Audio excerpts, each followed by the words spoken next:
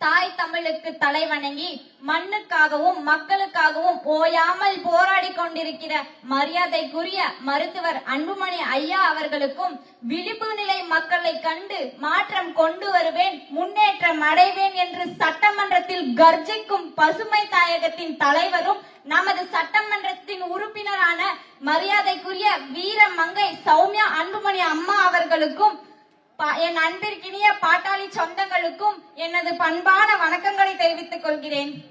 ஆற்றை காப்பான் அரசின் மேலான், ஊற்றை காப்பான் உயிர்க்கெல்லாம் தந்தை. 840 வருஷத்துக்கு முன்னாடி கர்நாடகால முதலாம் நரசிம்மவர்மன் ஆட்சி ஆண்டு கொண்டிருந்தாரு. அப்போ காவிரிக்கு நடுவே செயற்கையான முறையில ஒரு அணையை உருவாக்குனாரு. அதை நம்ம தமிழ்நாட்டுல ஆட்சி செஞ்ச 2ஆம் ராஜராஜ சோழன் போய் போர் தொடுத்து அந்த அணையை உடைச்சி காவிரிய நம்ம நாட்டுக்குள்ள கொண்டு வந்தாங்க. அதே போல இது மட்டும் மன்னராட்சியா இருந்திருந்தா நமக்கான உரிமைய, நம்ம உபரி நீரை, நமது நீரை தமிழ்நாட்டுக்கு கொண்டு வரதுக்கான திறமையும் தகுதியும் எல்லாமே இருக்கு நம்ம ஐயா கிட்ட. என்ன பண்றது, இது மன்னராட்சி முறை இல்ல, மக்களாட்சி முறை. அதனாலதான் ஜனநாயக முறையில போராடி நம்ம மக்கள் கிட்ட எல்லாம் விழிப்புணர்வு ஏற்படுத்தி அப்புறமா ஜனநாயக முறையிலேயே நம்ம போவோம், பொறுமையா போயிட்டு நமக்கான உரிமையை நம்ம மீட்போம்னு சொல்லி அன்புமணி ஐயா அவர்கள் நமக்காக போராடிட்டு இருக்காரு. தமிழர்களின் உரிமை எங்கெல்லாம் பறிக்கப்படுகிறதோ அங்கெல்லாம் நாங்கள் நிற்போம். எங்களது உரிமையை யாரும் சொந்தம் கொண்டாட கூடாது.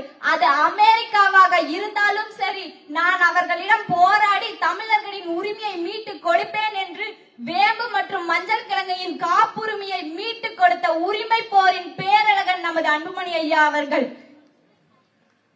இன்று நமது நதியைக்காகவும் வருகை புரிந்திருக்கிறார். நீர் அரசியல் அல்ல, எங்கள் உயிர். காவிரி என்பது நதி அல்ல, தமிழ்நாட்டின் ரத்த ஓட்டம்.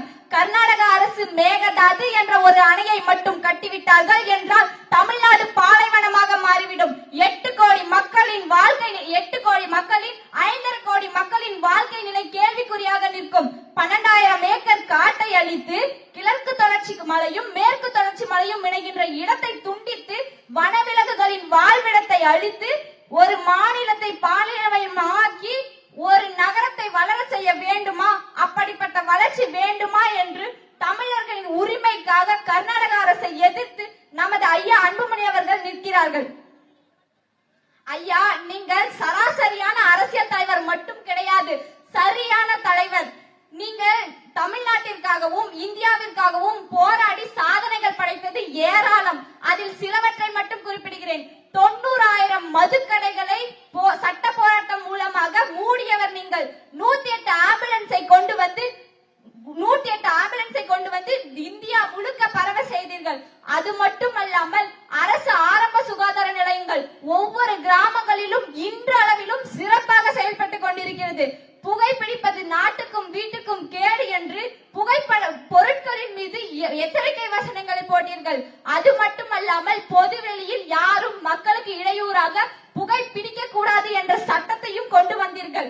குடியரசுத் தலைவருக்கு கிடைக்கக்கூடிய அதே மருத்துவம் ஏழை எளிய மக்களுக்கும் கிடைக்க வேண்டும் என்று இன்றளவிலும் சுகாதாரத்துறை அமைச்சர் பட்டியலில் பொன்னெழுத்துக்களால் பொறிக்கப்பட்ட உங்களது பணியை என்றும் நாங்கள் மறக்க மாட்டோம்.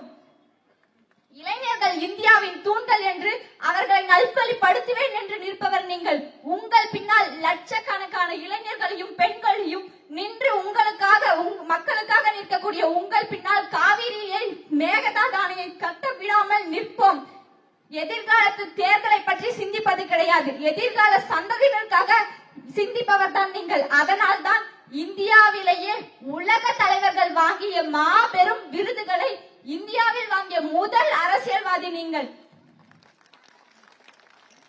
பெண்களுக்கு எதிராக நடக்கக்கூடிய அநீதிகளையும் விவசாய பெருமக்களுக்காகவும் மக்களின் வழிய மாநிலமே பேசக்கூடிய அளவுக்கு சட்டமன்றத்துல சிறப்பா உரையாற்றியதற்கு கோடான கோடி நன்றிகள் சௌமியா அம்மா. மென்மேலும் மக்களின் பிரச்சனைகள் தீர்வு காண்பதற்கு தொடர்ந்து உங்கள் பணி சிறக்க வேண்டும் என்று நான் ஆசைப்படுகிறேன். திறமையான ஒரு வேட்பாளரை சட்டமன்ற உறுப்பினராக தேர்ந்தெடுத்ததற்கு தர்மபுரி மாவட்ட மக்கள் நாங்கள் பெருமைப்படுகிறோம்.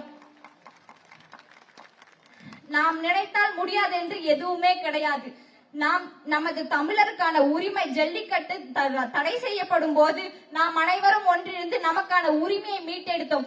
அதே போல் இப்பொழுது சமீப காலத்தில் அரசியல் மாற்றத்தையே கொண்டு வந்தோம் சமூக வலைத்தளத்தின் மூலமாக. அதே போல இப்பொழுதும் நமது உரிமைக்காக, நமது காவிரி நீரை காப்பாற்றுவதற்காக ஒன்றுபட்டு செயல்பட்டு வென்று காட்ட வேண்டும். இறுதியாக ஒன்றை மட்டும் சொல்லிக் கொள்கிறேன். எனது எண்ணத்தில் தோன்றிய சில வரிகள். புறநானூறு பாடிய பூமிதான் இது. ஆம், புறநானூறு பாடிய பூமிதான் இது. புதிய வரலாறு படைக்கும் தலைமுறையும் இதுதான். வாளால் காத்த எல்லையை இன்று குரலால் காக்க வந்திருக்கிறது.